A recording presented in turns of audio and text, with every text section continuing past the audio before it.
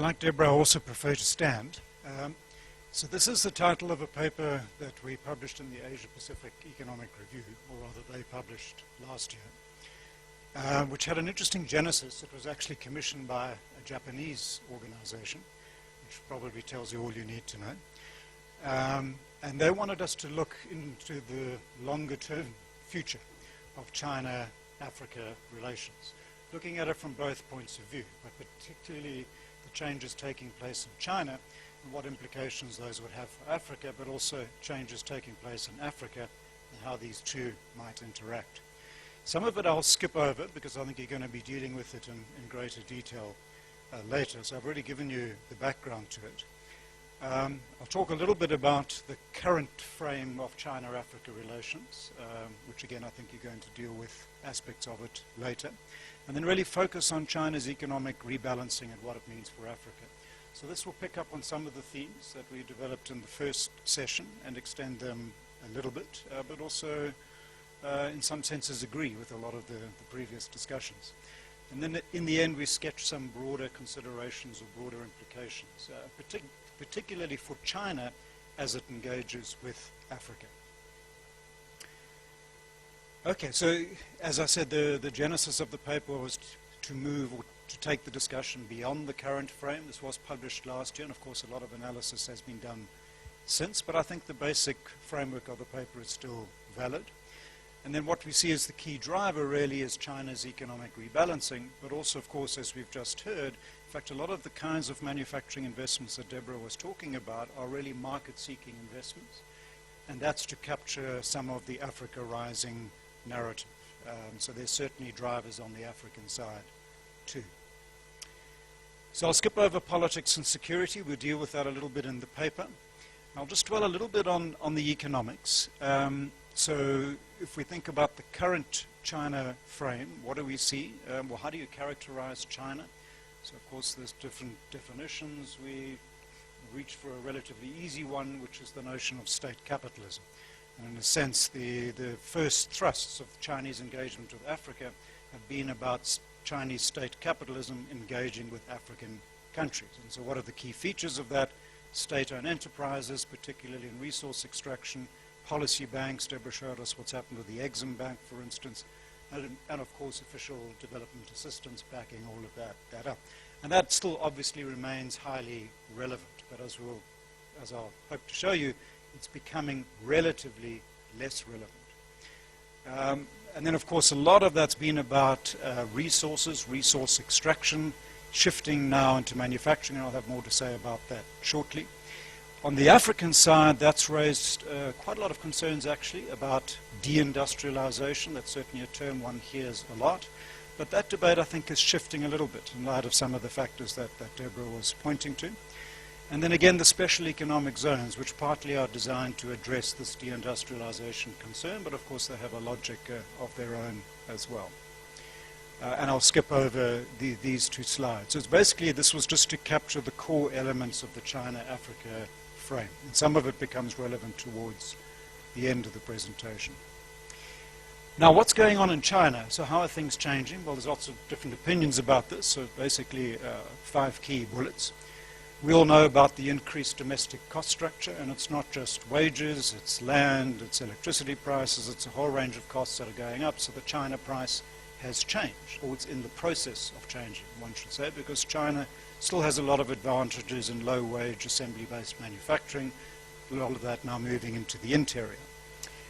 There are also big concerns. We saw this now when the Paris conference started up. The pollution levels in Beijing were astronomical. So concerns over resource-based industrialization, what that's doing to the Chinese environment, which is why China now seems to be coming to the party in Paris. There are major problems in the Chinese financial sector. I think we all know that. The extent of the problems, I don't think anybody knows. But the model, in some senses, it's not broken, but it needs fixing perhaps, but it certainly needs shifting. And the Chinese state, the Communist Party, has clearly recognized that and is actually trying to change the model. The political economy of that is fascinating to watch, of course. So how successful they will be, we will see. But within that shifting of the model, a lot of emphasis is being put on new sectors, and particularly in the services terrain. So if one looks at the Shanghai Free Trade Zone, for instance, it's all about services and rolling out that kind of model to the rest of the Chinese economy. China is now also negotiating bilateral investment treaties with Europe and the United States, which are potentially quite far-reaching in terms of the shift in China's approach to investment regulation. And that's designed to attract services investment and to reassure the kinds of services investors that they want to attract. And of course, there's a huge amount of competition in the Chinese market. So if one just thinks of the steel industry in South Africa, for instance, and not just South Africa, globally, massive overcapacity in the steel sector, to name just one, with huge implications for us here that have a steel industry, and how do we deal with that? Well, in our case, we deal with it by raising import barriers. So what are the implications of this for Africa? Well, it's very clear. In this, well, we don't know how much there is, but it shows up in increasing outward FDI from China, but the impulse is there, and I think that's the important thing. And that's not going to go away. In fact, it's going to intensify, we would suggest. But what we're also seeing, and again, I think this connects with Deborah's presentation, is a changing composition of outward foreign direct investment, away, relatively speaking, from the big SOEs and towards smaller and medium-sized firms, and particularly in the manufacturing sector. And I think we're just in the early stages of that process. It's quite interesting to think about what the potential is for that process. So therefore, we think the role of state-owned enterprises will probably decline, relatively speaking. Obviously, they're not going to go away. They're still going to invest a lot. But the impulse will move towards these manufacturing middle-sized firms. And therefore, less emphasis on resource acquisition, relatively speaking. So manufacturing is rising on the Chinese agenda. And it's a private sector-driven phenomenon primarily. And therefore, relatively declining emphasis on the role of policy banks and finance. I was quite struck when Helen, I think you, Deborah, asked her, what sort of support did you get? I think you asked in the context of the Ethiopian state, but she didn't mention support from policy banks or Chinese SOEs. In fact, the impression I got from her was that they've succeeded despite the state, by and large, in Ethiopia. Anyway, that might be too strong a conclusion, but that was my impression. So now this is what we were dealing with in the last session. Is Africa the final frontier for export-oriented manufacturing FDI?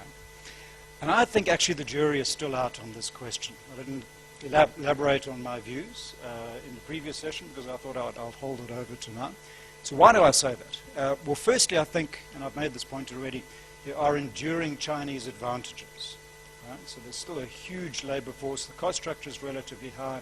Productivity is high, but there's a huge investment in infrastructure, logistics, and all of that. Whether it will continue to support the Chinese manufacturing juggernaut, but it's going to move higher up the value chain, and we're already seeing that taking place. But also there are broader Asian advantages. So we're competing, right? We're competing with, for instance, Vietnam, Cambodia, Bangladesh, and others in East and South Asia. And who knows where India is going to go, whether India really will get its act together in this space or not. But if India does, think of the potential for low-wage, assembly-based manufacturing. So it's not a given that this is just going to come to Africa. And of course, I tried to allude to this in my remarks. There are a range of African challenges, particularly around governance, but not just governance. Also, if you're landlocked, for instance, we have a small population, you're not going to be able to take advantage of this potential, we would argue. So Deborah's already spoken about the flying geese paradigm. So the question is whether the geese will land in Africa, and then where in Africa will they land? And I think for the low-wage assembly-based manufacturing model, that's largely a function of demographics, which we touched on in the last session. Not only, but largely a function. So just to refresh your memory, this is a chart taken from the UN, basically showing the rise of African populations up till the end of this century, the relative decline in Asia, and of course stagnation elsewhere. So when I put up this slide in Japan, they did not believe me. I have to say, I was quite struck by that. They were not aware of this dynamic. And they all immediately got out their laptops and started looking up the databases just to check that I wasn't trying to sell them some false story. I have to say, this is largely an East African and Nigerian phenomenon. Right? And we need to be clear about that. That's where these growth rates are concentrated. So here's the next slide I wanted to show you. And this is taken from an African Development Bank report. And it's really a heat map. It's showing population densities. Okay? Now, if we look at our part of the world, let's start down here. Very sparse populations. Concentration along the east coast, so KwaZulu-Natal, my home province, does have some manufacturing capacities and some advantages around the port of Durban. But the wage structures, the wage costs in South Africa are roughly equivalent to the Czech Republic. Now, the Czech Republic is hardly going to compete with China in low-wage, assembly-based manufacturing, I would suggest. There's Ethiopia and other parts of East Africa, so that's an important nexus for this kind of manufacturing, and we've heard about that story, and I think that's interesting. It's growing. And then there's West Africa, but particularly Nigeria. And let's just leave North Africa out of the frame for now. That, of course, is the Sahara. So this is why, I said in my remarks that I think we have to think about the geography of this possibility.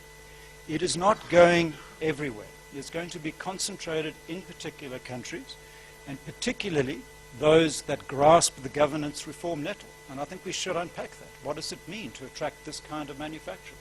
What kind of state do you require? Is it hostile to this kind of manufacturing? Is it in favor of it? Is it going to go the extra mile to please multinational investors? A number of countries in this region, I would suggest, are not. In fact, they're going the opposite direction. I don't know about East Africa. Nigeria, I would say, has to be a very difficult environment to do business in. Just to give one example, before the current president came to power, the central bank governor in Nigeria drew up a list of 40 products out of the blue and imposed import restrictions on them. This is the central bank, not even the trade ministry, basically blocked importation of those products. And the companies affected all said, why is my product on this list? Suddenly I can't import it. So that's the kind of arbitrariness in trade policy making that if I were a multinational investor, I would be very concerned about. So I think that's about the governance reform nettle and much more, of course. Secondly, those countries that are favored by geography, and there I mean particularly coastal locations. So for this kind of manufacturing, you need to get your goods to port competitively. Ethiopia is close to Djibouti. It actually doesn't have direct access to the sea, but it is close to Djibouti. But more importantly, it has the resource endowment. So it's fundamentally a low-cost labor story in the Ethiopian case. And what I took from Helen is succeeding despite the obstacles, but also political willingness to back her up when necessary. I was very interested in the question from the gentleman here about the smaller scale companies who don't have Helen's political access. How do you succeed? Even the mayor won't talk to you in Nairobi. Much more difficult, it seems to me. And then, very importantly, they need to welcome foreign direct investment by multinational corporations. Very clearly, Chinese special economic zones could be a key policy tool to facilitate this process. I don't know enough about how they actually operate as to whether that's a viable proposition or not. Okay, so some broader considerations on the Chinese side. What is this going to require? Well, we think it will require actually smarter Chinese diplomacy. And that's quite an interesting thing to think about. Along what lines? So firstly, oriented towards commercial projects, so targeting new sectors, and particularly manufacturing, and putting in, and working more with the Chinese private sector. So how much does the Chinese state, embassy structures particularly, actually work with and support its private sector? Interesting question. I don't really have an answer to that, but that's worth thinking about. But they're going to have to support the private sector more, for sure. And that means rolling out various diplomatic tools. And a lot of those, we think, will focus on the economic rules of the game. And particularly, the first point, putting greater emphasis on good governance in Africa to secure Chinese investments and interests. And actually, I think that's a win-win proposition, by the way. Also, they think it involves promoting trade liberalization. So this export-oriented manufacturing path you have to be able to import in order to be able to export. How can you import if your imports are blocked, if they appear on some arbitrary list that the central bank governor drew up?